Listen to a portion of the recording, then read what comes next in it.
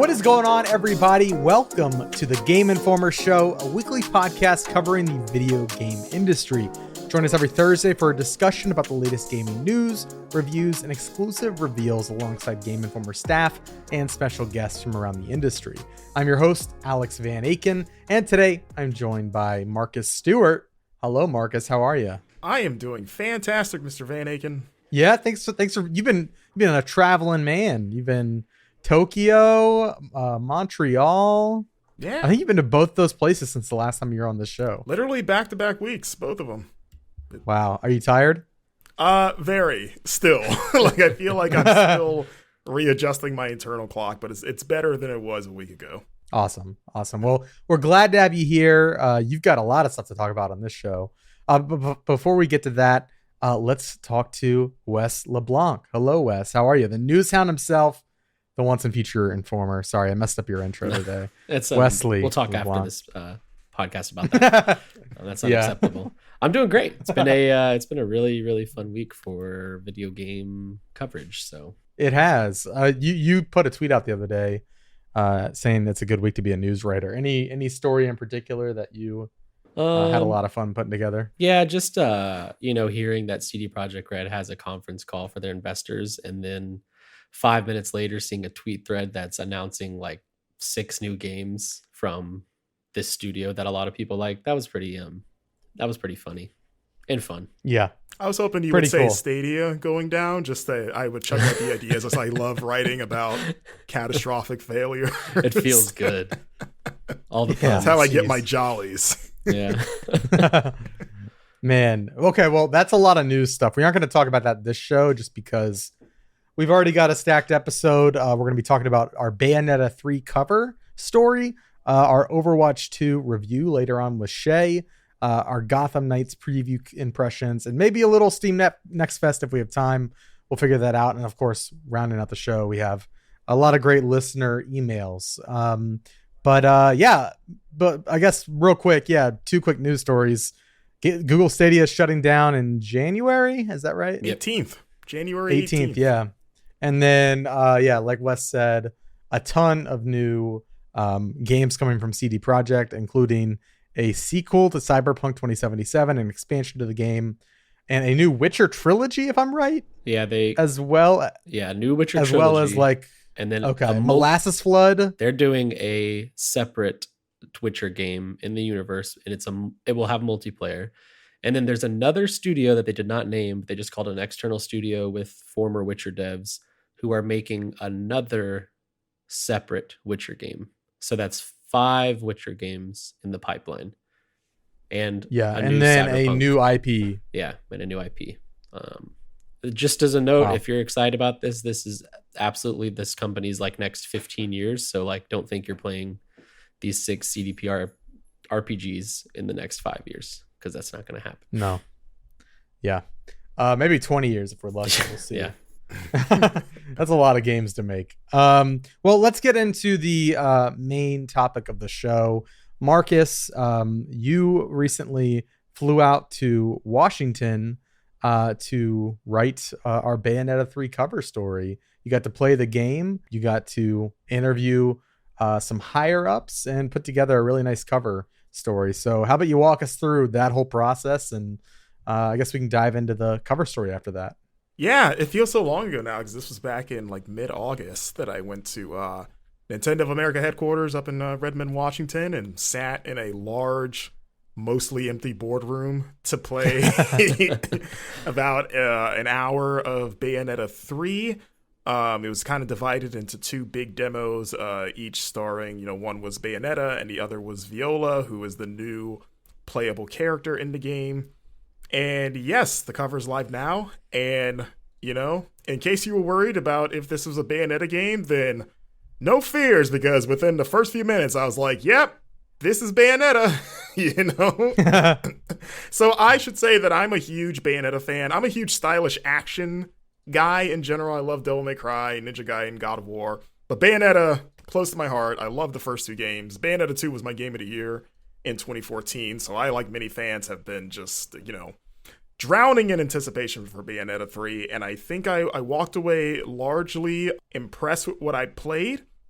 So the big thing with this game is that the multiverse is at the center of everything, which is Okay. and that's something that like, well, let me ask you: are either of you two big Bayonetta fans? I am not, but I've always wanted to get into them. So I am like, I have a curious mind, a curious ear.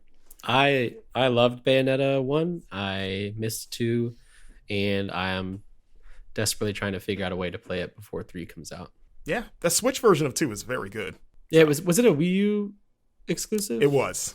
That is Yeah. absolutely why I missed it then. Yeah, fair. A lot of people did too because of that. Yeah. But yeah, okay, I asked because like this is like lore stuff, but the multiverse has always been an implied or like a small element of the last 2 games. But now it's front and center where you've seen in the trailers there are multiple Bayonettas from other universes that are coming into the game. And the basic premise is that some mysterious bad person is trying to bring it all crashing down. And so in order to prevent the collapse of the multiverse, Bayonetta teams up with Viola, who is an Umbra witch in training from a different universe, who is also sort of the catalyst for the game's event. She's very important. We don't know why yet, but those two kind of pair off to go solve this multiversal crisis. So the game has a new class of enemies called Humunguli. So in previous Bayonetta games, you always battled primarily angels. Bayonetta 2 had some demons in there too, but angels and demons were pretty much what you always fought.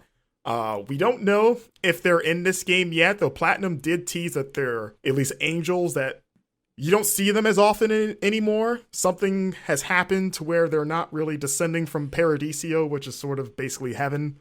So that is a fun little sort of like tease of like what's going on with the story. But Humunguli are man-made creatures. They're made up of like multiple living bodies. They have this sort of gelatinous quality. Like they basically look like the anime version of like Flubber. That sounds awesome.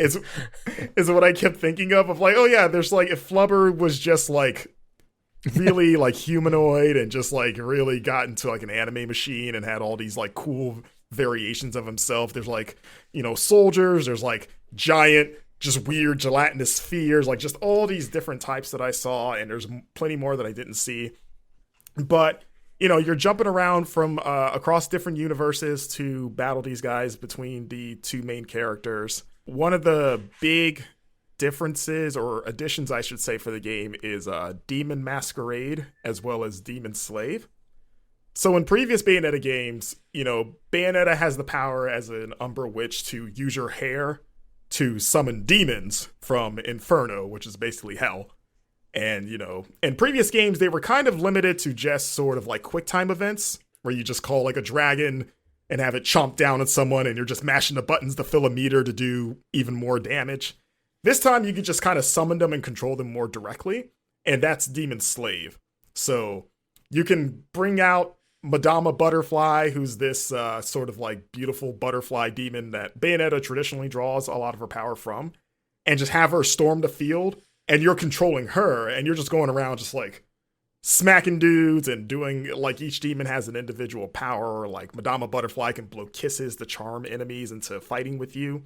But you're kind of controlling them almost like I almost thought of it like a Rock'em Sock'em robot fight when I was playing it. Of like, okay, Really? you just got like 2 big arms and you're just like laying waste, but you can also like, they all have their own combos and you can still use your witch time dodge, which is the split second dodge that slows time for a period.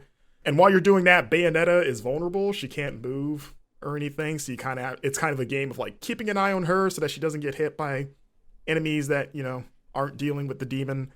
Well, and you know, you have a limited amount of time while you're using Demon Slave because your magic meter's draining. So you kind of have to pick your spots on how to use it. But, you know, being able to do that with the different demons, I only got to use it with Madama Butterfly and Gamora, who's the dragon looking demon. But I thought both of those were pretty fun for the most part. It took some getting used to in terms of the camera because they're so big, they take up a lot of space that I found myself having to rotate the camera constantly just to kind of keep Bayonetta in my sight so that she didn't get like hit off screen with like some cheap shots or whatever. So that's the only thing I'm wondering, like if that'll become like a persistent annoyance or not. Yeah, I was looking at some of our footage that we have that we're going to be showing off here in the next couple weeks, and I noticed like the camera was like my biggest concern as well. It's like there are, sometimes you're fighting in these really tight spaces, and now since you're these giant creatures controlling these giant creatures, you are, suddenly a space that might be massive for Bayonetta is now just like another short tunnel for these giant, creatures. So Yeah.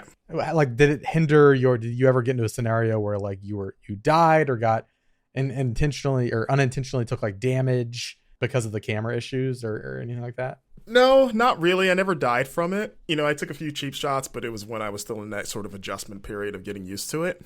So It wasn't awful. And I think the fact that the Demon Slave operates on a meter that drains so fast, like they're not going to be out forever. So it's not something you're going to be using for very long just because you can't. Yeah. So like my strategy that I like to do was kind of like peppering their attacks in between my standard combos. So like a few quick punches and then summon Madame Butterfly to do a punch and then go back to my stuff to kind of like ration out my meter so that they're really not on the field that long. Like you almost use them as sort of like your exclamation point at the end of combos. Okay. Yeah. If you want to do that. Okay, cool. Is it sort of like I'm thinking of like other games that like you kind of control both a character and a companion. Astral Chain. Okay, I was gonna ask if it was like Kratos and Atreus, where you have like an Atreus button and you can kind of, it's context specific. No, because not so much. Yeah, because the demons, when you use Demon Slave, you are controlling them. Like Bayonetta is stationary. The only thing you can do with Bayonetta is dodge, but she can't move. Okay. So yeah, you're. That's cool. I like having more control then. Yeah, that sounds really cool. So that that helps. Yeah, it's not like a rubbing your belly, patting your head kind of thing. Yeah, not that. So yeah, that helps. And like I said, since they're not out for very long because they can't be, it's it kind of mitigates maybe how long they can be potentially be an issue. One cool thing that I like too is this thing called Demon Rampage. So every demon has a health bar technically, because they can be killed if they take too much damage, and if you can't use them for a temporary period. But they also have an anger meter where every time they get hit, they get more mad. And if you fill that meter, Demon Rampage activates where Bayonetta loses control of them, and they just storm the field and just indiscriminately attack everything. So they can hit you too. Oh wow, that's cool. I was gonna say that sounds awesome. Yeah, they just go into just rage mode and just start like going off on everything. And so it's like another thing you have to keep in mind of like, maybe I don't want to keep this out too long if I'm in a situation where they're just getting the crap beat out of them. So you kind of have to be strategic and like pick your spots about like, is this a good time to bring him out, or is he going to maybe, get his butt handed to him? But I think that's a pretty cool, like twist for Demon Slave. How do you feel about the pacing of these like kaiju like fighting sections? Just because Bayonetta is such a fast paced, kind of button mashy game. Does it slow down at all, or does it feel like it fits within this franchise? It's definitely slower. I think the only time that I really was like took exception to it was there was one section, and I mentioned in the cover story, where you're in the Shibuya area that we've seen in the earlier gameplay trailers, and you do like literally a like straight up kaiju fight where Gamora is fully summoned and Bayonetta's riding him, and so you're controlling Gamora entirely, and you're fighting another humunguli that's like of the same size, and you're kind of just taking slow shots at each other. You can shoot fireballs with Gamora if you want to, but you're doing us on a rooftop. And I remember playing and thinking like, ooh, this feels like way slower than I would like, because I love these games because of their speed and stuff. Yeah. And and in general, like I'm a guy that prefers faster characters than like tanky, lumbering characters just in anything. So there was some personal preference there too, but it did feel clunkier in a way that was a little off-putting. So that's probably one of my biggest concerns, is like how many of these sections are there like this? And thankfully it didn't last too long before we got into like a more like high-speed sort of like sliding segment as the city was falling apart, and that was pretty entertaining. But yeah, that did make me go, ooh, oh, okay, I hope there aren't too many of these, or if there are, they're not like very long. But the other cool thing with the demons is Demon Masquerade, where so the weapons in the game, for the first time, each demon has their own weapon, whereas in previous games, at least in the lore, Bayonetta's pistols were tied to Madama Butterfly. But now Gamora has a weapon, for example, for the first time called the G-Pillar, and it's basically this giant hammer that also doubles as a cannon that you can shoot. Okay. And so when you equip a weapon, you're also equipping that demon's specific abilities that not only give you that weapon, but also changes how Bayonetta plays. So when you're playing with Madama Butterfly, her movements are a lot more graceful in general, and she feels a little floatier. I remember the first time I played as her, I was like, okay, she plays the same, but her style is just different. And Gamora and the G-Pillar, it's like, okay, she's a little slower, but she's stronger. So you're kind of trading speed for power. And the other thing that this changes is the Beast Within transformation. Wes, you might remember in the first game, you could turn into a panther to run really fast around while you're exploring.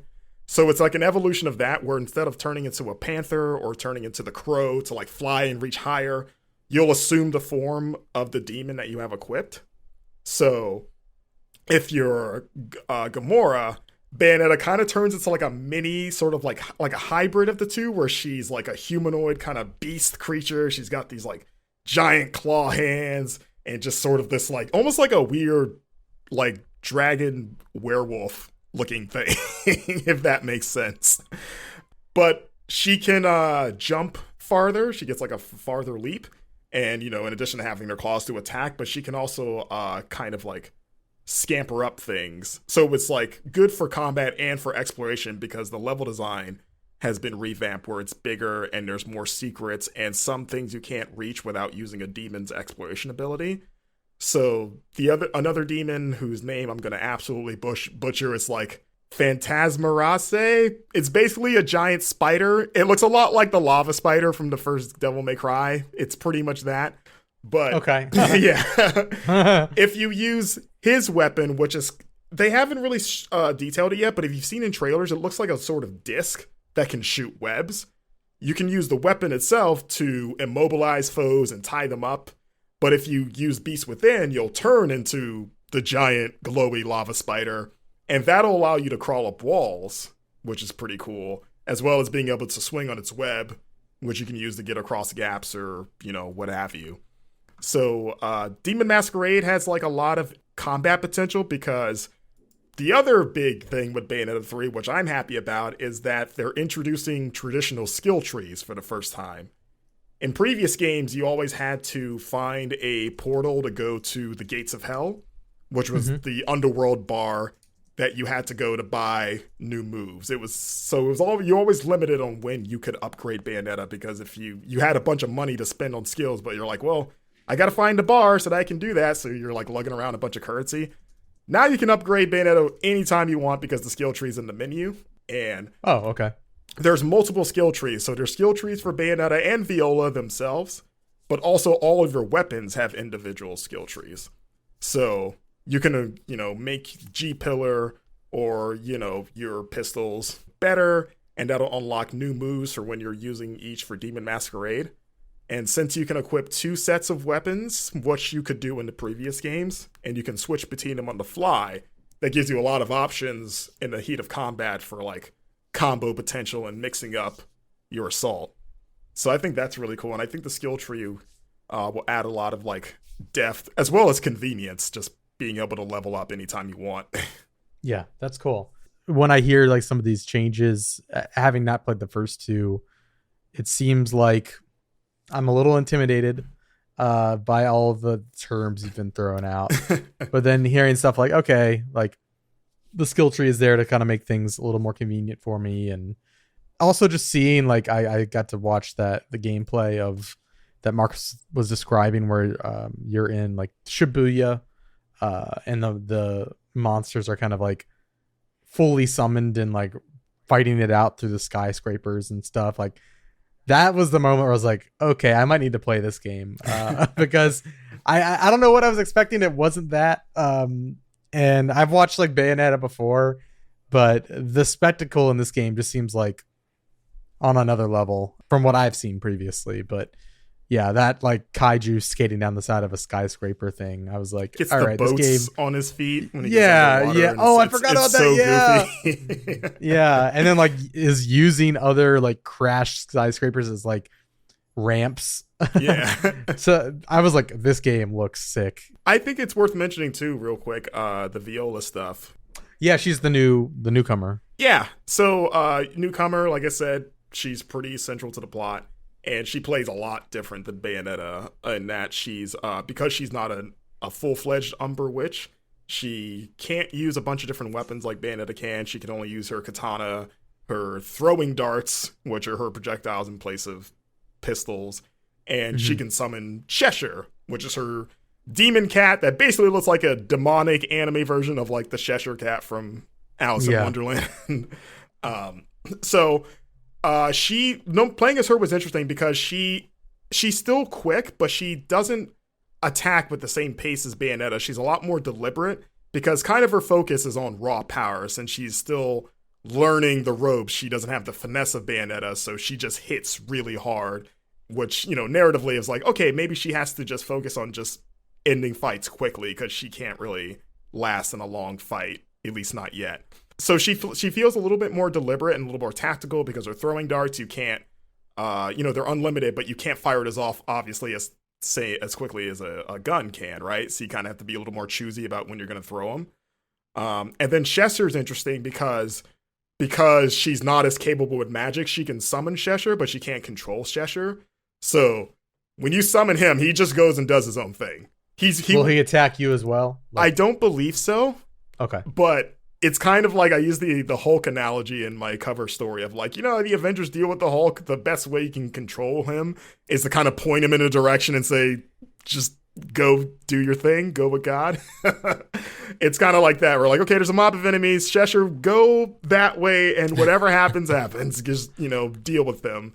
But the benefit of not being able to control them is that you can still control Viola directly. You can't fight with the sword because she uses the sword to summon it instead of her hair, so you're barehanded when Cheshire's out. But you can team up with him and just kind of like tag team enemies together. So that's a big difference with Bayonetta. I think overall she seems like an interesting character. I was a little worried about her, like personality-wise, of like, oh, she may be a little too try-hardy because she's like, the super like punk rock kind of character. A little grating, maybe. Yeah, like is she gonna be like a Poochie-esque figure? Especially like vastly different from Bayonetta, but that's by design. And she's also like seeing the cutscenes with her. She's really goofy. She's really scatterbrained. She's like, she doesn't try to be as cool as she like looks, I guess, right? Like there are I noticed some endearing scenes with her where it seemed like she's just really trying to like prove herself, but a lot of times it doesn't work out, and she finds herself in some really silly situations where she's just like, I don't know what to do here. Whereas Bayonetta has always been portrayed as like completely confident, elegant character, like does a lot of things pretty effortlessly. It's kind of fun to have a character that is not that. I'd much rather have that than like a punky like know-it-all who's like, I don't know. I just feel like looking at that character, hearing you say that is heartening, because I was expecting like a rebellious, like, I don't need to listen to you. Just a lot of cringe, honestly. And having characters that, have a little more depth to them is always welcome. Yeah, so she's calling Bayonetta grandma. I know how to do this. Yeah, somehow for some reason sounds like Joey Wheeler from Yu-Gi-Oh. Listen here, grandma. I gotta win the tournament for get my sister's eye surgery. Yeah. Well, anything else about Bayonetta 3, Marcus, before we move on? I know there's a lot to cover. I think real quick, I'll say that, I only played the game docked, but I ran well on Switch, which I know was a concern for people. Yeah. Granted, this was the one slice. Who knows? Maybe it falls apart later. But I think it's worth mentioning that the ports of Bayonetta 1 and 2 run excellent on Switch. They run at 60. And I know because I played both of them recently for this story, just to refresh myself. That's why I said Bayonetta 2 is worth absolutely playing on Switch, because it runs like a dream. So that, combined with the fact that Platinum's been able to work with this system for years now, and even with the Wii U, like they proved that could run something as frantic as Bayonetta 2 really well. So we got to see how the full game turns out, but I walked away feeling a lot less nervous about that after playing this demo. Well, let's move on. We've got a lot to cover. Marcus, thank you for taking us through the whole Bayonetta 3 journey. Of course, there's a lot more info you can glean from the cover story. If you head over to GameInformer.com, you can GameInformer.com/magazine. That will kind of give you the steps to sign up. You can, of course, go and, if you have a print subscription through PowerUp Rewards at GameStop, or if you don't want to do any of that stuff, you can go to the iOS app and just download the digital version yourself. And so there's a lot of different ways for you to get the magazine. I highly recommend checking it out. We've had just an awesome stint of covers lately, and Bayonetta 3 just continues that train right along. So cool. Let's get into the playlist. We've got a lot to cover this week. So playlist is going to be it's going to be separated. Me, Marcus, and Wes are going to talk about Gotham Knights, maybe a little bit more. And then Shay's going to join us at the end to talk about Overwatch 2, which is, I don't know about y'all, but that's like the game I've been playing for the last 3 weeks. I've been trying to eager to talk about it. Yeah. So let's get into Gotham Knights. Marcus and Wes and I sat down this morning for a new gameplay today. You can go and watch that on the YouTube channel. So I feel like I'm pretty familiar with like the base mechanics. But yeah, Marcus, take it away. Tell us what we need to know. Maybe we can dive into a little more. We saw a lot of Batgirl in the video footage that we looked at today. Maybe talk about, I know your piece kind of covered a lot more, your preview, if you want to kind of take us through that. Yeah, so Gotham Knights, real quick premise, Batman's dead. It's now up to Red Hood, Nightwing, Batgirl, Robin to fill the void in a game that you can play alone or with 2-player co-op. The main villains are the Court of Owls, making their video game debut, and you're in an open world Gotham fighting the owls, as well as a few of Batman's more classic villains. Like you mentioned, we talked about Batgirl on our NGT. I played as all 4 characters I played about 2.5 hours of the game, and some of that was also spent playing co-op. And I will say, the game on its own is fine, or like fun. I feel like fine is like throwing shade, saying it like that. I think it seems solid so far. I have some reservations. The combat having a completely different rhythm than the Arkham games, and maybe being like a less good rhythm is a little concerning for me right now. But do you think they are trying to?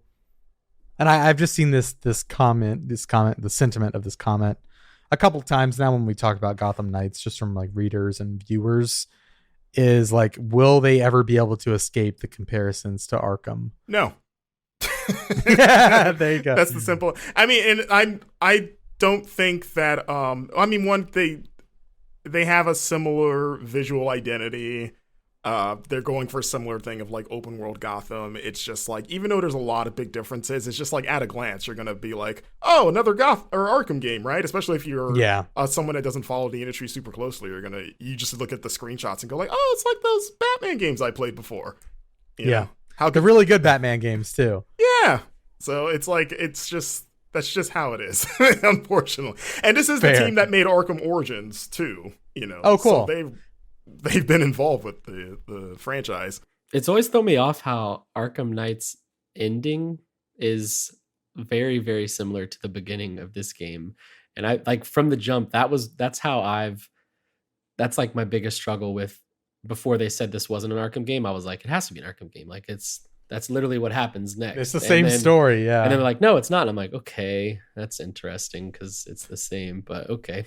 Yeah, and whatever you say. We should once again establish that this game is not connected to the Arkham universe. It's its own separate universe.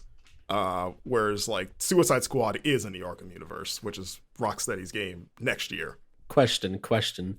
Do you think that they're saying it's not connected in the same way that they said the Arkham Knight wasn't a certain character back in the day? To be fair, Rocksteady said that, not WB Montreal. True. Yeah, different studios. I will say, because the big skepticism with this game is if Batman's actually dead. And it was funny because in the beginning of our presentation, Patrick Redding, who's the creative director, started off by tripling down like Batman is super dead, guys. Like, there's no twist. he didn't reference Arkham Knight, but that seemed to be where the sentiment was coming from. The way he was saying it, of like, there's no twist, there's no like surprise or anything. Like, Batman is super dead in this. I wouldn't be surprised. Have we seen the beginning to this game yet? No, and we still don't know how Batman died yet. That's still the big mystery of like what actually happened. I wonder if for like one mission we play as Batman, and kind of like dies. a prologue. Yeah, because like I feel like they're gonna need to. You can't just start it off with like I mean, I guess you could just like a cutscene of Batman dying, just be kind of random, and like I don't know. I'm very curious how they're going to start it off. And I feel like if there is a Batman, cameo or like you get to play as Batman, it will be at the beginning of the game, because they've also said, and you've talked about this, Marcus, on the NGT, of that when you're walking around, the citizens of the town will be talking about like, the death of Batman or whatever.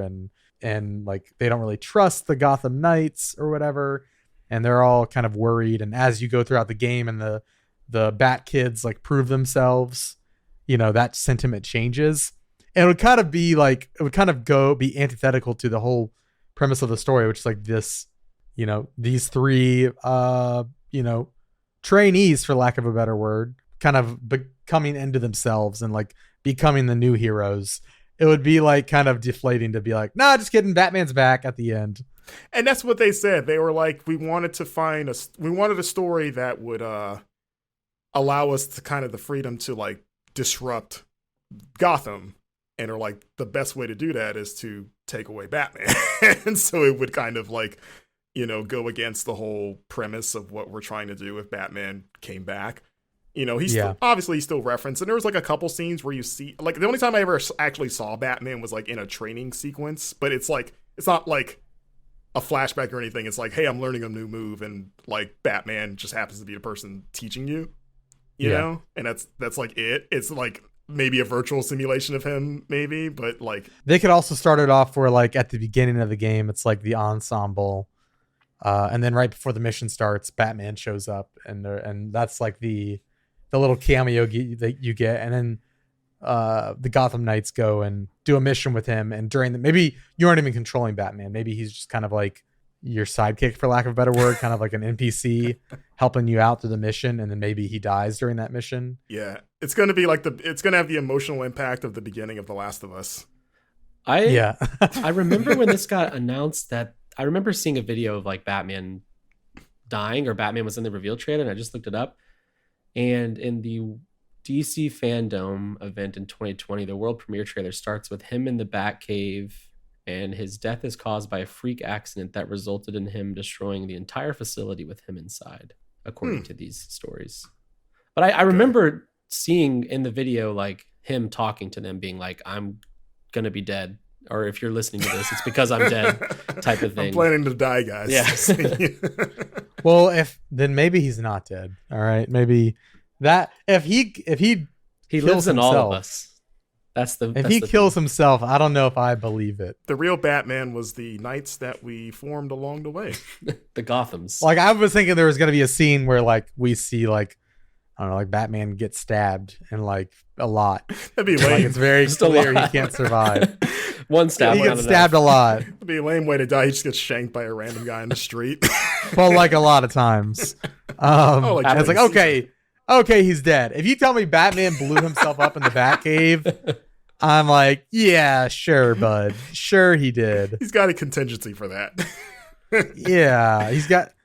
I don't buy it now. I did forget I had flip-flopped completely on that. Yeah, I mean, I had a theory that I've stated on the GI show many times that maybe it won't be true now regarding the Court of Owls and Batman's death, but I forgot about that little nugget, Wes, so I'm glad you brought that up. But even then, it's still kind of vague about like why what caused the freak accident where you had to blow it up with you inside. Yeah, just like some bad wiring, just yeah. I think one of the big things I want to dispel right away regarding this game that people are afraid of is that this is definitely not a clone of Marvel's Avengers.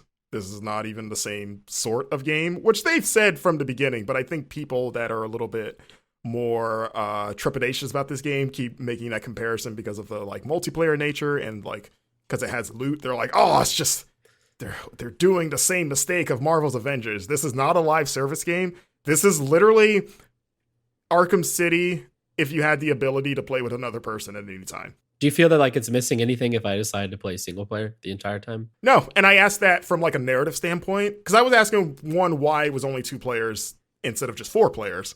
Like everyone thought it would be. Forgot about that. And the game, I forget his name, but the talked to the gameplay team and the creative director said that they experimented with 4 players, but because this is a story focused game first and foremost, they felt like having 4 people play together kind of got in the way of that because it just feels like you're just going to be socializing and like treating it like Marvel's Avengers or like a Destiny, right? And that makes it harder to sort of like absorb the story or like tell the sort of a big story they want. So they're like 2 players was the sweet spot for that, where you can still care about like all the like attention we're putting into the script because Yeah. So like yes, you can absolutely play this game solo, and what's cool about the game is that since you can switch between any hero at any time, and what's nice is that every hero also, when you level up, all the heroes level up with you, kind of like RPG style of like, oh, if you're not using them, they still get points, and then when you switch them, you'll just spend them to get their upgrades caught up. So you can stick with one character throughout the game or, switch regularly. But all the pivotal cutscenes are tailored to each character, so they do change depending on like who you're playing. So I played the Harley Quinn scene that we saw in the trailer where you visit her in Blackgate. And I played as Batgirl, and when they had their conversation, it's like, oh, this is very Batgirl specific, because she's referencing her, she's calling her like names, and like, oh, let's have some girl talk. So I asked them like, what's the difference if I go as like Robin? And they were like, oh yeah, it'll change not only the dialogue but like the cinematography changes too. Like the camera might, it might be shot different and stuff. Like it'll still be the same gist, like narratively in terms of but the interaction will be completely different because Robin, for example, in this universe has never met Harley. Like she's been locked up or out of the picture for his time as Robin, so they don't have any history with each other. So that'll change their relationship, if you decide to do her stuff with him. But this also isn't one of those games that you need to play as everyone to get the full story. I asked that straight up. They're like, you will get everything with one playthrough if you decide you only want to stay with one character. Okay. You'll miss out on little like interactions, but like you'll get, you know what I mean? Like especially the stuff in the Belfry if you don't decide to talk to everyone and get their relationship building scenes and stuff, but you'll get the main story just fine if you're like, I just want to be Nightwing and that's it, and I don't want to play with anyone else. With you having played all 4, do you have one that you're like probably going to stick with mostly? And then do you have one where you're like, I'm not really interested in playing with this character at all? My least favorite of the 4 was Red Hood. Because I mentioned this with Bayonetta that I'm not as big a fan of like lumbering tank characters, and that's sort of his role in the team. He's the like powerhouse guy. And he was the one that I just had the least fun using. He felt like the shooting and stuff with him was like okay, but like not like amazing. You can go into like a straight up like over the shoulder third person shooting mode with him. And I was like, this is fine, but it's not really what I want from these games, like these Batman games. I just want to more just beat the crap out of people and use cool gadgets and shit. He seems like the character that like least belongs in this ensemble. Everything from like what you're talking about with like his gameplay, but also like his weird super jump where he just like, they're like, I don't know what to give him. Yeah. And it was funny because his traversal was the least fun for me to use because they each have their own way of getting around a city. Barbara can glide. Nightwing has his like weird green goblin guider that he's writing wrong because he's underneath it. He should really be on top of it.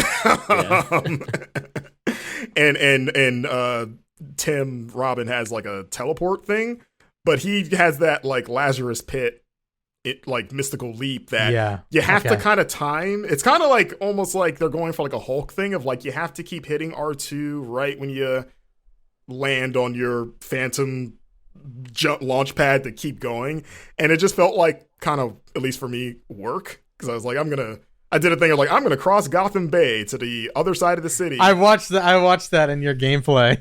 Did you see how like rough it was when I saw how it ended? Yeah, because I was trying to get the cadence down of like, what's the right way to do this? At first, I didn't realize that it was your footage. I thought it was like PR B-roll. I was like, why in the world would they have somebody do this? And then they fell into the water, and I was like, wait, is this Marcus?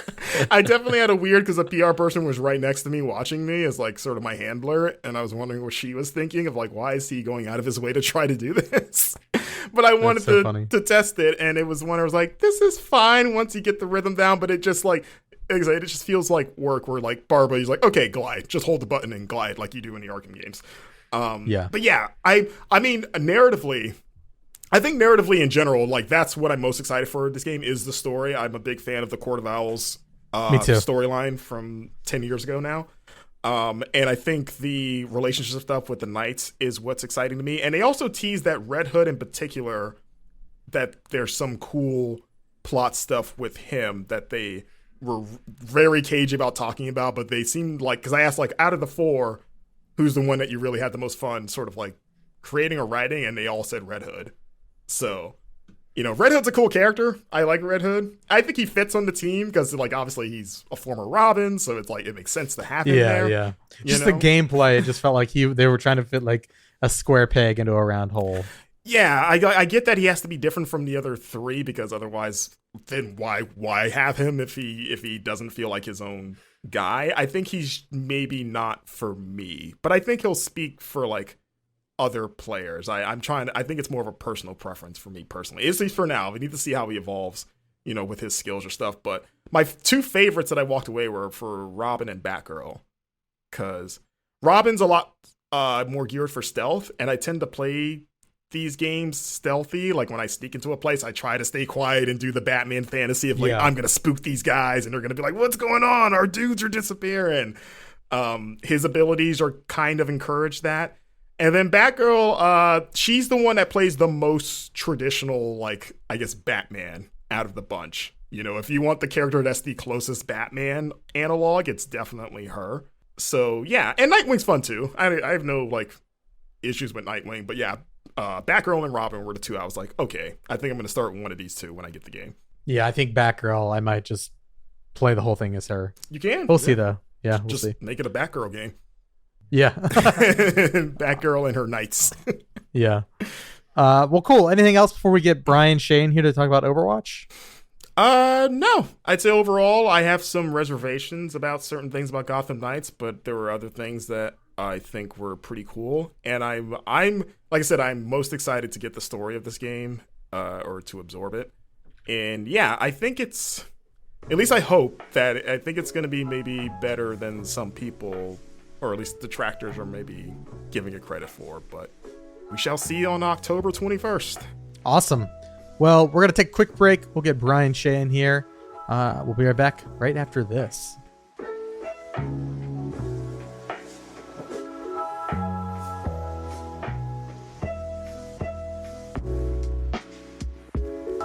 Welcome back, everybody, to the Game Informer show. Now, Wes had to go ahead and go play a game he was reviewing, so he had to get out of here. But in his place, Brian Shea, our online content director, is here to talk all things Overwatch 2. The game is finally out. Well, the PvP portion of it. I think they're technically titling it Early Access, but it's the full PvP experience. We've got 3 new characters, Sojourn, Kiriko, and Junker Queen, new maps, a new mode called Push, a lot of stuff. We're going to get into it with Shay, but you reviewed this game for us, Shay. What do you give it? I gave it a 9 out of 10. Yeah, I would agree. It's a really good game. I think, you know, we'll get into it, but a lot of people have it's a weird and interesting game, this release, for a lot of reasons. It's very similar to Overwatch 1. It feels, you know, a lot of people are saying it's like a update 1.5, and I definitely see where people get that from. But personally, I think a lot of the changes kind of transform it into a totally new experience. Namely the 5 versus 5 format. A lot of the heroes have been reworked. It just feels like a new experience, and in my opinion, I've been thinking about this since I guess the summertime when the betas first started coming up. Overwatch 2, I think, is the best Overwatch has been in years, easily. I think it's really good. But Shay, let's hear your thoughts on it. Yeah, I think you touched on the biggest thing, which is the 5v5.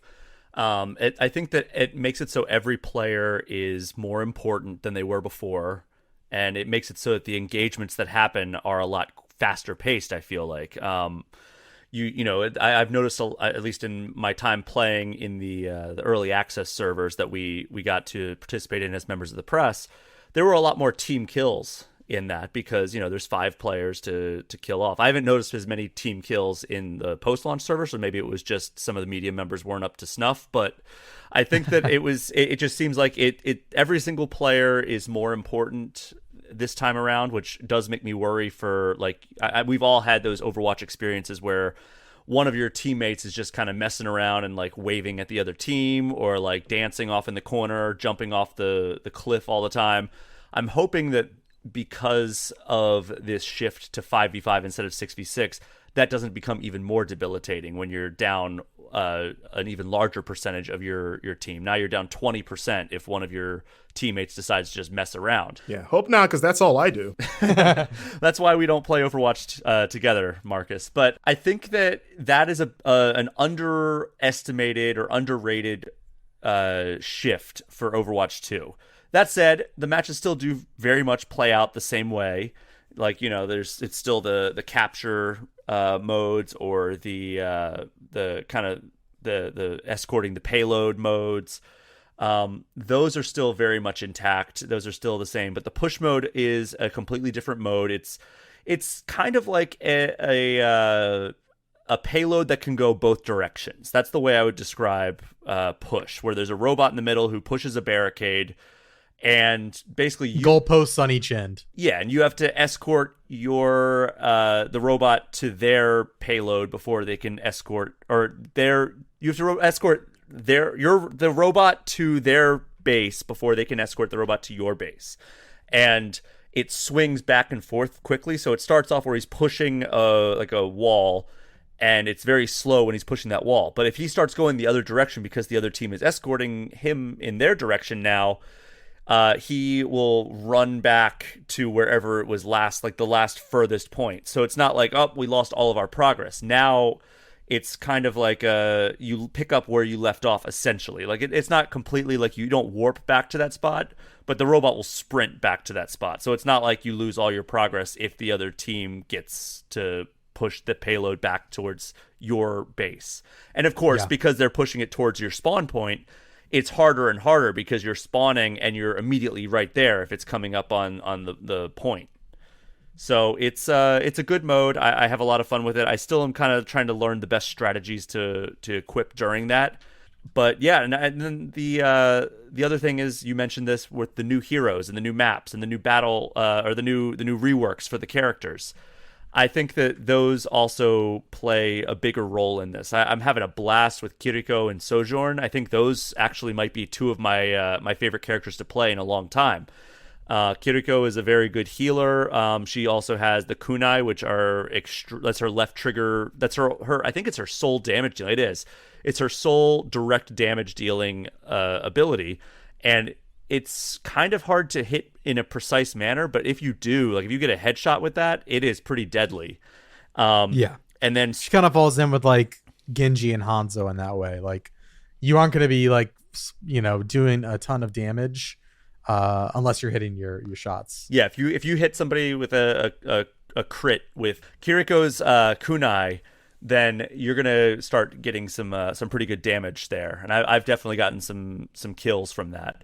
I've actually latched on during the pre-release play times that we had. I was playing Kiriko a lot, and then near the end of like the pre-release, like just before we published our review, or I published my review, I started playing some Sojourn, and that is carried into the live servers. That now that they're working again, for me at least, the live servers, I have carried my love for Sojourn into them, and she plays great. Like the way that she almost feels like a hybrid of like Soldier 76 with like her railgun and kind of some of the mobility stuff. Instead of sprinting, she's able to slide, and then she can jump real high off that slide, which just feels so good.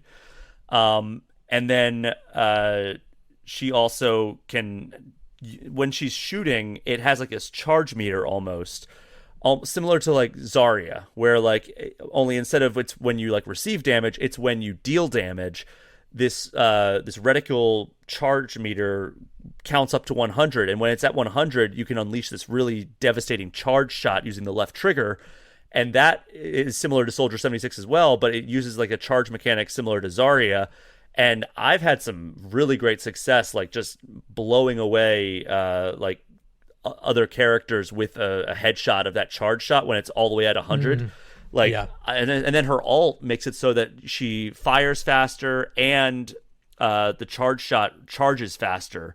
So like you can really like I've gotten like triple and quadruple kills with Sojourn in these early days of playing Overwatch. But that said, there are some things that we need to talk a little bit about that maybe aren't the best, and that is the monetization and the launch of Overwatch 2, which, you know, I think that a lot of people are, maybe by the time they're listening to this podcast, are dealing with the problems of Overwatch 2's launch, which is just the absurdly long queue times, the servers being down, and the fact that, you know, some of the account migrations seem to have not worked super well. I know that all of my skins are gone. I put 1,000 hours into Overwatch 1 and I don't have any of my skins, and I'm trying to figure out if there's a way I can get them back. But it also might just be a glitch from the fact that the servers are still experiencing some problems, even though I'm able to play. That will be fixed, though, right? It's not like they're just gone forever. Yeah, they've publicly said they're working on that.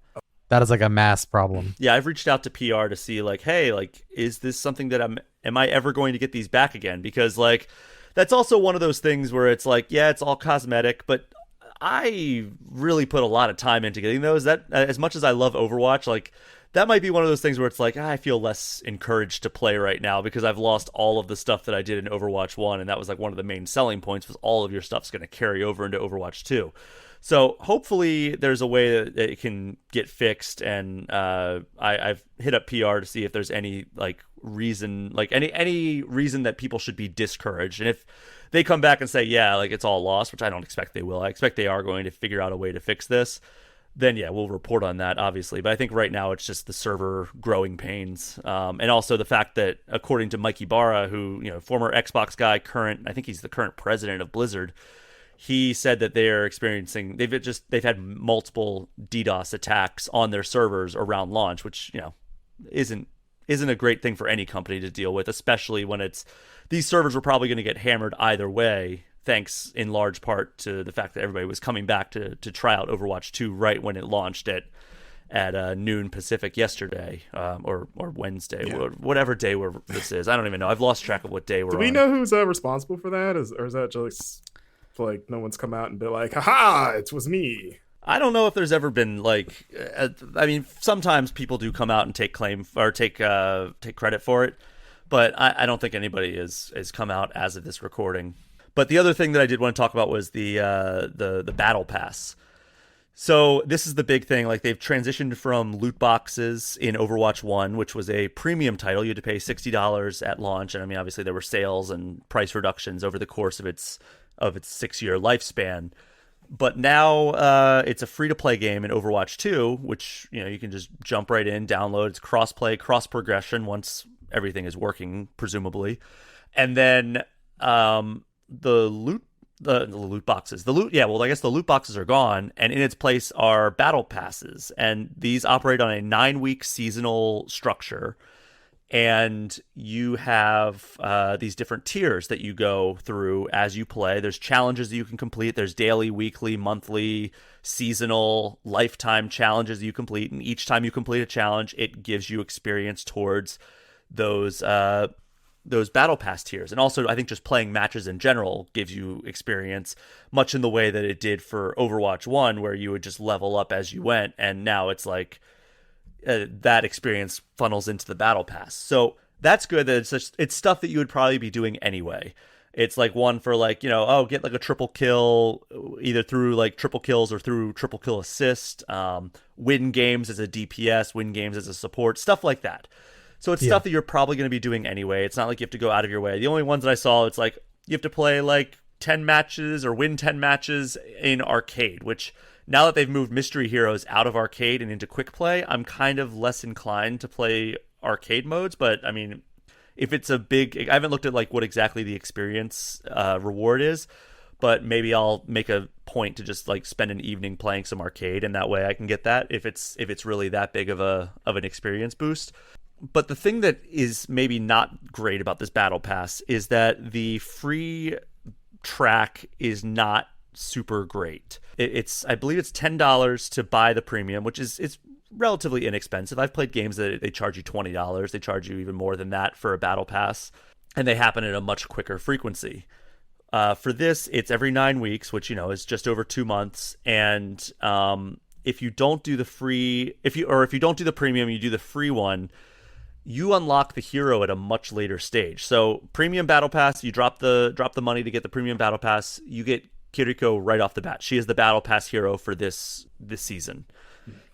If you don't, you have to wait till level 55 of the battle pass to unlock Kiriko, which that is a pretty steep thing considering like how slow it's moved. I have the premium battle pass for this season, and you get a 20% XP boost as a part of the premium battle pass.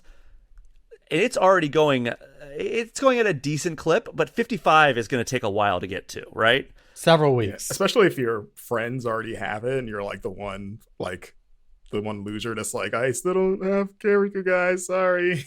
And maybe like you need like Kiriko would be a great complement to your team comp, and you just can't fill it, which stinks. The good news is that if you play custom games, I don't know how competitive is working because I haven't had a chance to play competitive, but at least in custom servers, you get access to the heroes. You get access to all the heroes. She is currently not available in competitive for anybody, so we'll have to wait. I think it's 2 to 3 weeks until they'll unlock her because they want people to learn to play her before being able to play her in ranked. So I haven't played any ranked because I haven't played enough because my progress from pre-release didn't transfer over as one of the quirks of the current server issues. That we were originally told that our progress would transfer over, but competitive was not available in the pre-release, and I've not played enough post-release to unlock competitive. So that is currently my situation. So I haven't had a chance to check out competitive, but I'm pretty sure that all heroes are unlocked, including the Overwatch 1 ones. That's another thing. If you haven't played Overwatch 1 at all, you have to unlock the roster from Overwatch 1. You start off with 12 characters unlocked from Overwatch 1 if you start a fresh save file in Overwatch 2, having never played Overwatch 1. You get Winston, Orisa, Reinhardt, Zarya as tanks. Damage is Reaper, Soldier 76, Torbjorn, Pharah, Tracer, and Widowmaker. And then support is Lucio, Moira, and Mercy. And the theme I see there is that they're all relatively basic heroes to play as. Like, Reaper and Soldier 76 are super easy to learn in terms of overall difficulty. Torbjorn is pretty easy to pick up and play. You can just throw down a turret. Tracer, it's the game mascot, so it makes sense that she would be the... and then, like, the other characters, they just, like, Mercy is as basic of a support character as you can get. Yeah. So that makes sense. And then each time you reach different milestones of matches played, you unlock a new hero from the Overwatch 1 roster. So, like, I think I played one match on the non-Overwatch. It was just like a Smurf account basically created by Blizzard, so I could check out what the new player experience was for purposes of the review. And after I won one match, I got Genji, I believe. So it does dole them out as you play, and then up to 130 matches. So, like, I think Wrecking Ball is the final character that you unlock from the Overwatch 1 roster, and that is 130 matches played, but wins count as double. So if you win a match, that bumps you up to 2 automatically. So it's not going to be 130 matches because unless you lose every single one, in which case I don't know what to tell you. So a perfect streak then would be 60-ish. Yeah, 65 win or so, yeah. Okay. But yeah, that's never going to happen. You're amazing, and your team's amazing. So it does make sense because it does prevent people from cheating and then be like, oh well, it's a free to play game now, so I'll just create a new account under a new address or a new email address or a new phone number or whatever. And it also gives new players who've never played Overwatch 1 before the ability to not be overwhelmed and be able to focus on just a smaller pool of heroes to learn. And then you unlock a new character and you're like, oh, well, now I'll learn that character maybe. So I think there are some good things behind it, but I'm also very glad I don't have to do it as somebody who played 1,000 hours in Overwatch 1. Better to be overwatched than overwhelmed, right? All right, well, thanks for having me, Alex. Yep. Yeah, and there's also like, I guess you have to have a smartphone for the 2-factor authentication or something. Yeah, that's a new thing that Blizzard put in as of this week. Wait, what? Where you need to have authenticated. I think that's also a part of kind of like their anti-cheat measures, and also trying to make it so that people don't hijack your account or something. But you have to link a phone number to your Battle.net account and then be authenticated that way. Do you have to do that every time you log in? Or No. Is it just the one? Oh, okay. I was gonna say, like, what? No, at least not yet. I've logged in a couple times on PC, and I think they just want you to have. I guess it's to prevent people signing up for a bunch of accounts, Right. and Yeah, because they're preventing prepaid phones, which I'm seeing a lot of people are saying that's really preventing them from playing, because a lot of other countries, the U.S. is very set in like postpaid phones is what the term that Blizzard is using, where it's like, right, all right, I've had my iPhone for a year and a half now, and it's something that it's not like I pay as I go, where a lot of other countries do use prepaid phones where it has a set number of minutes loaded into it or set number of data loaded into it, but then you just get a new phone when those minutes are up, or you reload it with minutes or data as you go. So those are more popular in other countries, and it's causing a problem for people in those countries from what I see online. Yeah, it seems like a weird oversight. It does, yeah. Hopefully they get that addressed soon. Kotaku has a great feature on it, kind of interviewing people from the community and kind of like their unique situations and like the unforeseen problems this has brought up. So hopefully it gets fixed soon. If you're one of those people, we're sorry. The good news is, when you do get to play the game eventually, it's pretty good. Yeah. So, I mean, we ended on kind of a sour note there with like the battle pass and the server issues and the authentication weirdness, but it overall is a very good game. Like, I don't want that to get lost in the shuffle. Like, it's a really fun evolution or iteration of the core Overwatch experience. The new mode is a lot of fun, even though I stumbled all over myself when explaining what it was. The new heroes are all great. I'm still learning how the hell do I be an effective Junker Queen, but like Sojourn and Kiriko, I am having some really great matches. I got my first Overwatch 2 play of the game, and I with Sojourn, and oh, nice. Yeah, so her ult just if you use her ult effectively, like you can just wreck basically the entire other team. I didn't realize it sped up your fire rate as well. I thought it was just the railgun. Or maybe it's the damage rate or something, but like I was just something goes up, yeah. But Kiriko's ult is also a really great one to play off of other people with. If you have a Zenyatta with a Kiriko, oh my god, yeah, it's so funny because her ult, like Zenyatta's just like yeah. So her ult speeds up everything. Basically, it speeds up your cooldowns. So she just lays out like basically like some gates, some like Japanese temple gates. And anybody who's in that path gets increased movement speed, increased firing speed, and also increased cooldown speed. So it's really, really powerful, and like you can really completely wreck a team. Like if you have all of your teammates in a row there, and if you sync it up with some other ults, like it could, like, imagine syncing up Kiriko's ult with like Soldier 76's ult.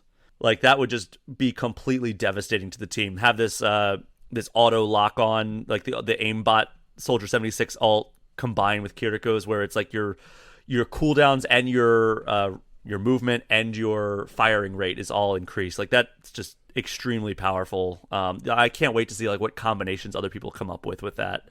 For sure.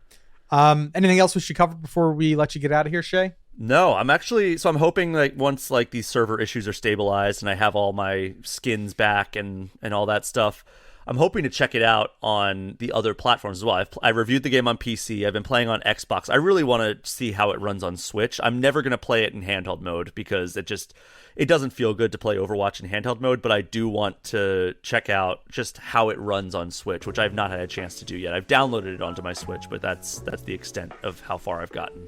Cool. Well, Shay's going to get out of here. He's got a lot more work to do. Me and Marcus are going to round out the listener emails and answer a few questions. Shay, thanks for joining us, and we'll talk to you later.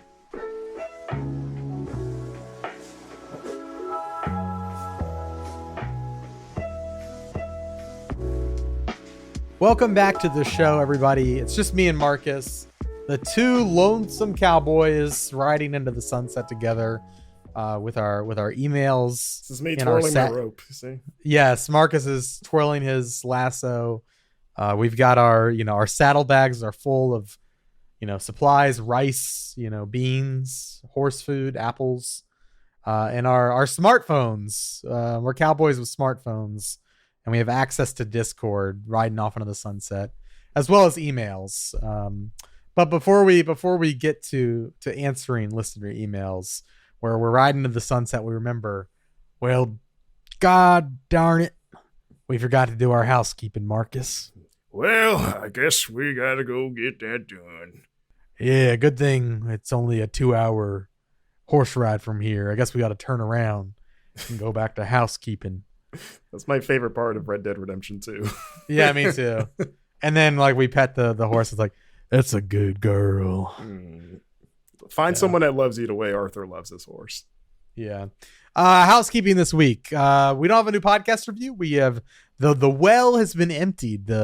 We went to go get some fresh Gatorade out of the container after the football game, and we press in the button to pull the Gatorade down, and it's empty. I guess we lost that game because the Gatorade's still there and hasn't been dumped on the coach. Yeah, exactly. So no new podcast review this week. If you want to go and leave us one, you can do so over on Apple Podcasts. We are very appreciative if you do that. It helps us out a lot. Make sure you leave an honest review. We like them to be positive, but more than anything, be honest. It does help us out and helps new listeners find out if they want to listen to our show. Weekly Twitch streams. We are still doing Metal Gear Rising Revengeance. An announcement about that. We have started uploading those replay episodes, those super replay episodes from Metal Gear Rising Revengeance onto our second YouTube channel. If you go to our main YouTube channel that a lot of you are probably subscribed to, on the homepage, just underneath our featured video, you should see a link to our second channel. It's just called Game Informer Shows.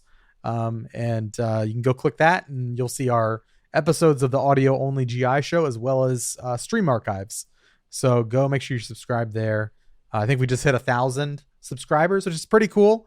I just kind of started that channel on a whim to find a place to kind of house some of our longer shows, because without going too inside baseball, YouTube doesn't really like the super long form stuff these days, and it kind of hurts our SEO. So having a second channel is kind of the best of both worlds. We've got a place where everyone who wants the long stuff, like GI shows and streams, can go and check that out.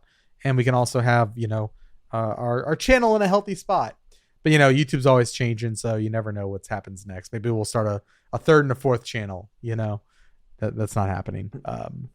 But youtube.com/Game Informer. I will work on getting a custom URL set up for the second channel.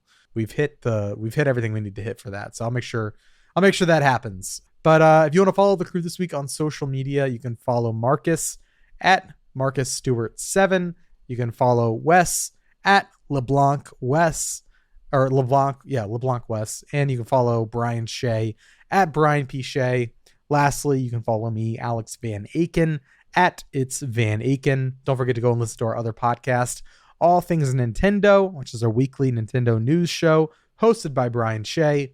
And lastly, shout out to Matt, aka DJ Stormageddon, for helping edit this show. We do pay them, but it just really helps us out, and we want to thank them. Make sure to go check out their shows, the Fun and Games podcast and the Reignite podcast, which is a Mass Effect podcast. All right, let's get into listener emails.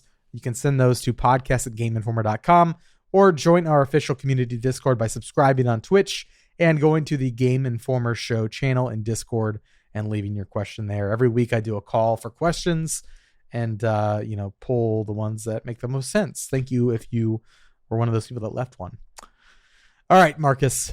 Chris McDowell emails us asking, with the success of Shredder's Revenge and the TLC put into Cowabunga Collection, bringing the Ninja Turtles back to the gaming zeitgeist, do you think we could ever receive 4-player open world style TMNT game?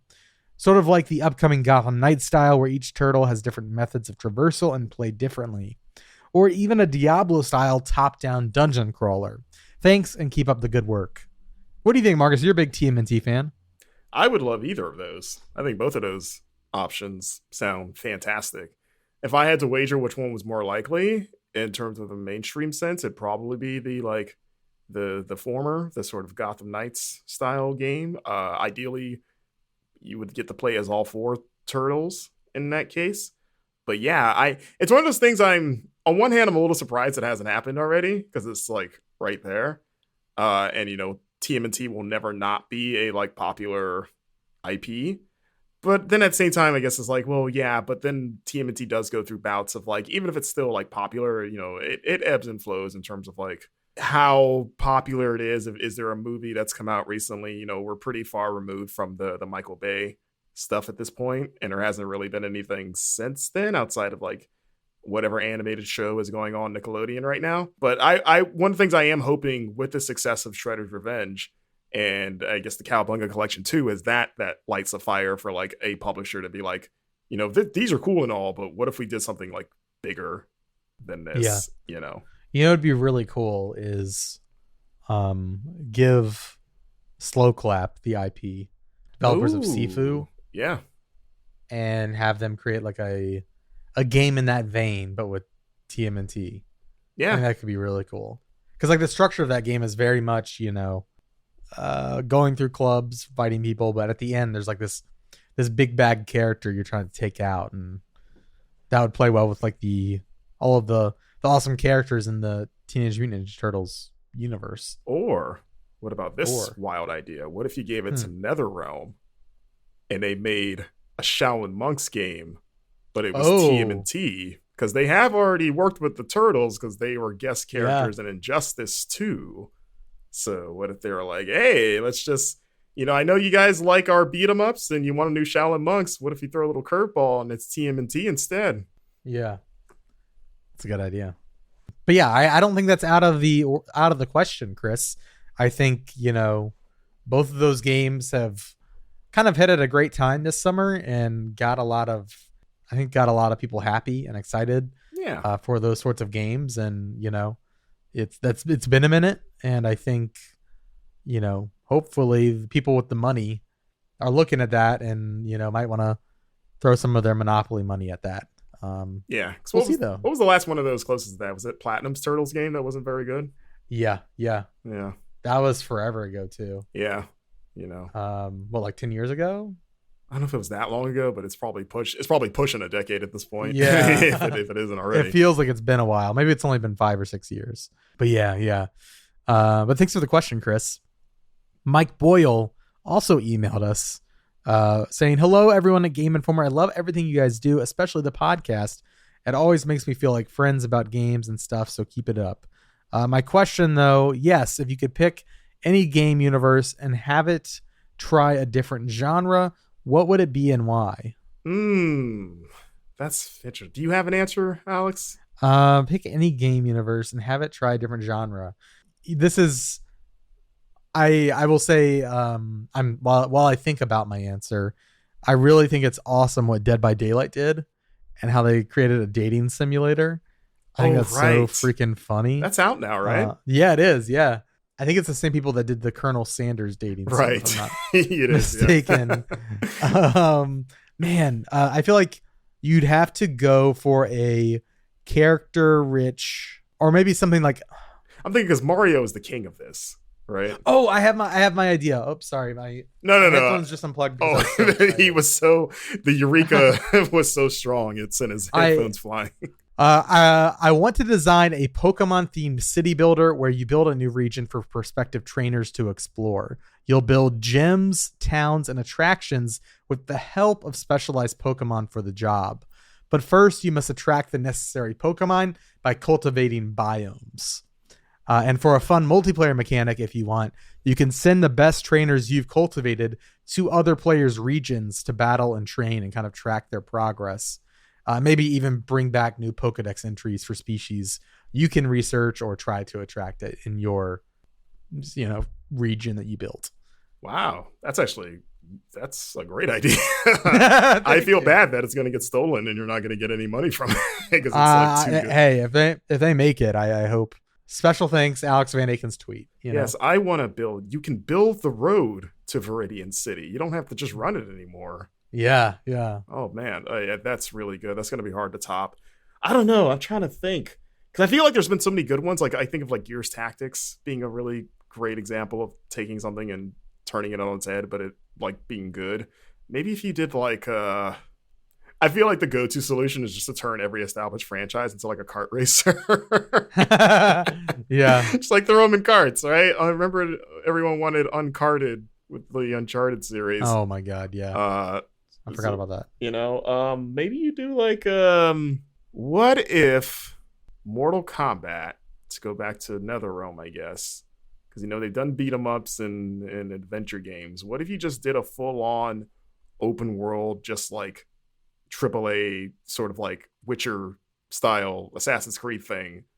Because they've flirted with that with like the like Mortal Kombat Deception had like the conquest mode or whatever it's called with Shujinko, and that was kind of like a small open world. Like what if you just made a game that was just that blown up? So like you play as like either an original character or just like maybe pick one of the main characters to star in it, like Scorpion. And like actually Scorpion would be cool because he's a ninja, right? So you have an excuse to be like, yeah, he can do parkour and stuff, but he's got his rope spear. Also, he could use his spear or like his his hook spear as like a grappling hook or something. Exactly. And did I just steal it? Did I just literally just No, I mean I was gonna say the same thing, but it's like obvious, right? Like that's what you do with that. Yeah. And then awesome. like do like assassinations and stuff. Like he's just Assassin's Creed, but with Scorpion basically. And then we'll have Sub-Zero be able to do super jumps in the air where he just lays down a magical platform of ice, and there he just infinitely jumps through the air like Red Hood. Yes. And the ice is just floating in the air because gravity doesn't affect it for some reason. Yeah. He also fell into the Lazarus pit. Oh, okay. I mean, he did come back as Noob Saibot, so that's what it was. Yeah. There we go. Yeah. That's a good idea. I like that a lot. Yeah. See, Ed Boon, you got two things you need to work on: screwing around with this Marvel crap, get this TMNT game and this open world Scorpion game out the door. There you go. And then the next time I sit down with Nintendo, I will pitch my game. I will make sure they hear it. It's too good not to bother them with it, Yeah, but then again, with Pokemon, anytime you ask or present a good idea, they usually go to hard opposite, right? Isn't that why fans are always perpetually angry? Yeah, well, I'll do my best. I'll talk to Mr. Pokemon about it. John Pokemon. Yeah, see if I can make it happen. Troidal Power in Discord asks, what candy is great in fun size format, but way too much in king size format? I feel like when I eat fun size, it's usually the candies I love eating big. I'm trying to think of one. Actually, you know what? Three Musketeers is that answer. That's the perfect answer. Oh, yeah. Yeah, like Three Musketeers is in that B tier of candy that I've never spent money on. But if you put it in front of me, I'll eat it. But like, yeah, fun size, because it's just like, it's only two ingredients. It's just chocolate and the fluffy nougat. But the fluffy nougat for me, it's like, you're like over it after you get like past fun size. Yeah. What about a Milky Way? Yeah, Milky Way I can eat more of. Like I've had a full a Milky Way is a rung above a Three Musketeer. But yeah, it's in the ballpark. Let me throw one more at you. A Crunch Bar. I can eat a whole Crunch Bar. I'm fine with that. Me too. Me too. I never buy Crunch I always bars. see them. Yeah, I only see them in snack size though. Yeah, like they're not good enough for me to ever spend money on them, but like I would spend money on a Crunch Bar before a Milky Way or a Three Musketeer. Have you ever seen a full size Mr. Good bar? Yeah, all the time. Oh, really? Yeah. Oh, you haven't? Maybe I just haven't seen one in a while. I mean, they're not like, you won't see them at like the grocery store checkout line candy. I feel like it's like a random gas station in Florida would carry them. We love them down here, Mr. We can't get enough of Mr. I remember like as a kid seeing them a lot. I think, but in recent years, I haven't seen them anywhere. you have to go down the actual candy aisle in the grocery store. You can't go to like the abridged aisle that's just at the checkout that just has the staples. I try to avoid the candy aisle. Right. I mean, it's hard when you're checking out. It's like right there, right? But yeah, when you go down the actual candy aisle, you see like all the like. That's what I mean. Yeah. The jumbo size bars and the less. The forbidden aisle. Exactly. Like, I'm just getting gum. I feel like Halloween is the only time I eat a Mr. Good bar, though. Yeah. Because of the same with like Crackle, which is like less popular. Crunch. Was that the red ones? Yeah, the red ones. Yeah. Yeah. It's just Crunch Bar, but not as cool. Oh, it's like Food Lion Crunch Bar. I will say there's one candy that I always surprised I don't eat more of is 100 grand. Because I also only eat that during Halloween. But every time I eat it, I'm like, this is really good. Why don't I ever just like eat a whole one of these? So it's like the reverse of this question where I was like, I could eat more of this, but I never go out of my way to buy it. You know what candy is really good that doesn't get enough credit? A Payday. No, I haven't had a Payday in a long time because when I was a kid, I thought it was the most boring candy of like, it's just peanuts and me too. But then I bit into it and I was like, wait a second. I just wanted. This is pretty great. It's stupid because it's like this would essentially turn it into a Baby Ruth, but I was like, why don't they just cover it in chocolate? Then I'll eat it. But that's a Baby Ruth.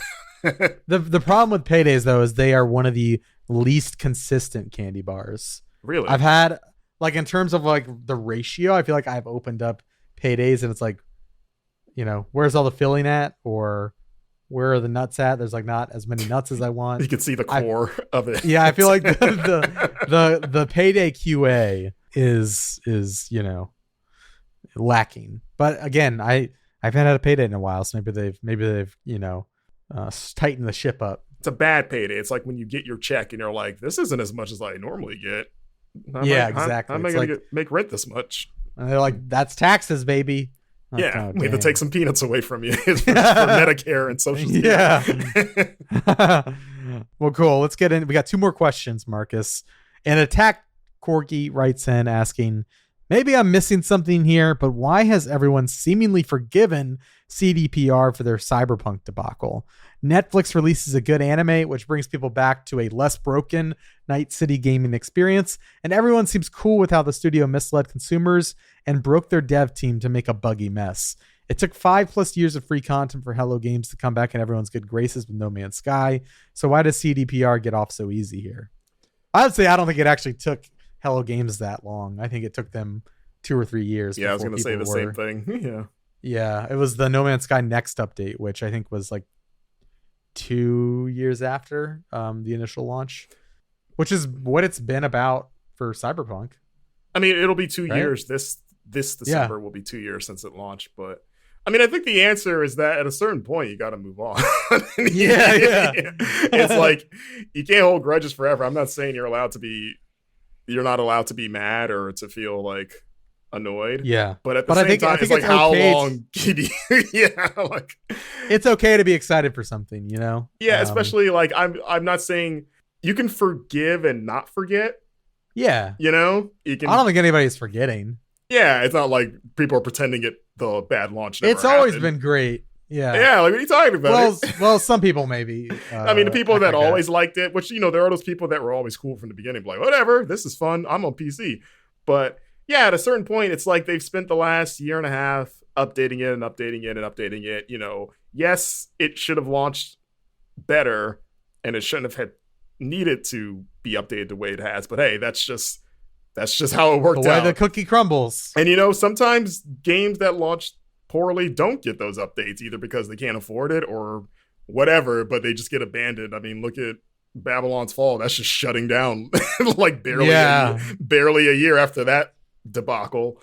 So like, you know, the fact that CD Projekt Red at least kind of hunkered down and got it to a more playable state. It's like, okay, we gave you largely what you wanted for the most part. And, you know, we got all this new stuff that we're doing now. It's like, again, at a certain point, you're like, you just gotta let go and be like, all right, fine. You know, life's too short to hold grudges, especially over bad video game launches. Yeah. It's like, if you're gonna be mad about anything, there's probably a lot more things higher on the food chain that you can outrage about in the long term. So yeah, that's kind of where I'm at, where I'm kind of over it at this point. Yeah, I think so. And I wanted to enjoy it when it first came out. It's not like, Yeah, I still haven't finished it because I haven't touched it since launch period. yeah, I told myself I'd come back to it. So I will, but it was a thing of like, I'll wait for it to be good, you know? Yeah. And I guess it is now, sounds like. But it's Yeah, also a we'll busy see. holiday season, so they're still gonna have to wait. Last question comes from Zachary Pliggy, who asks, why'd they take away our boy's booty? What did Mario do to deserve losing those thick thighs that saved all those lives in the Mushroom Kingdom? Marcus, I am not familiar. Did they like debutt Mario? So Nintendo and I guess Illumination released the official poster for the Super Mario Brothers movie, which looks fantastic, honestly. If that image is any indication in terms of like visually, this looks amazing because it just looks like Mario, but like higher fidelity and stuff. But Yeah. you know, the centerpiece, It's running on the Switch Pro. yeah, exactly. That's what they're not telling you. They're going to hand you Switch Pros when you go to the theater, and they're like, you watch the movie here, actually. But yeah, the centerpiece of this image is our boy Mario with his back turned to the camera like a true G. You see his butt, not his bare butt, you know, he's wearing his clothes, but like people really fixated on the shape. definition on his butt, or maybe lack of shape is the problem. He's got a sort of Hank Hill going on there. But it's one of those things where I would have never noticed if the internet wasn't the internet about it, about like, this is the one thing somebody really zoomed in on and now everyone can't unsee it now. Yeah. But I mean, when did Mario ever have like a dump truck of a butt? Like, or any, like, I feel like every like official render I've seen of Mario, I don't think there's ever a time where I was just like, wow, he's been doing some squats. You know, doing some Hindu squats, been working out. Yeah. I see down there, you know.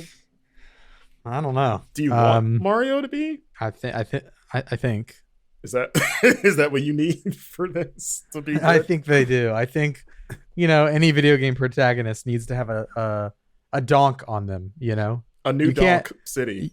Exactly. That's You what it's can't named after. you can't, you know, vibe with the mayor of New Donk City without a donk yourself. That's what Pauline, her first edict as mayor, said. Everyone has to have a nice butt to live in this town. Yeah. So Yeah, free like government subsidized BBLs for all of the denizens of Mushroom Kingdom.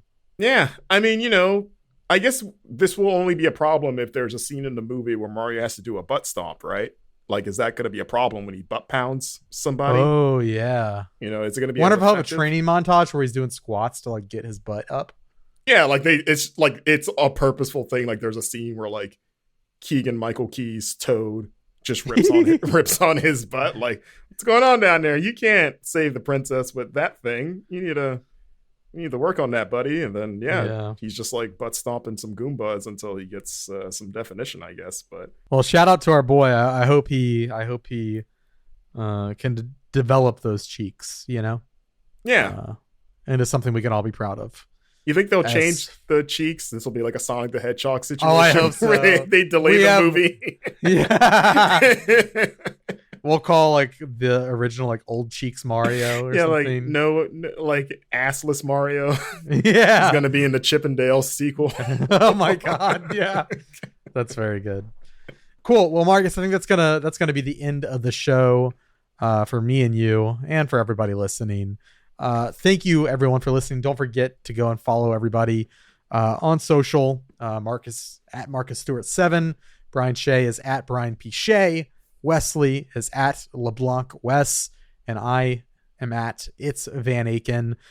Review the show if you enjoyed it. Share it with a friend, and we will see you next week. Just an FYI, the next couple weeks, if a show is late or something like that, just bear with me. We are working with the staff size we have, and we've got a good amount of travel coming up. We're kind of in the midst of that. I said at the top of the show, Marcus was in Tokyo and then Montreal. I'm going to Japan next week for like 9 days. And Copycat. I know, right? I'm going to a different part of Japan though. Ah, okay. I'll allow it. Yeah. But yeah, so it's going to be interesting. But there will be episodes. Just bear with me if it's a couple hours late, or even, the morning after, Friday morning instead of like a Thursday afternoon. Are you going to record on location? I don't know. That's what I'm still figuring out. We might do some pre-recorded stuff. I got to see what kind of embargoes we're working with. Right. If we can pre-record anything, all that fun stuff. But it would be cool to record live from Osaka, but I don't know. Not sure. We'll see. All right, y'all. Bye.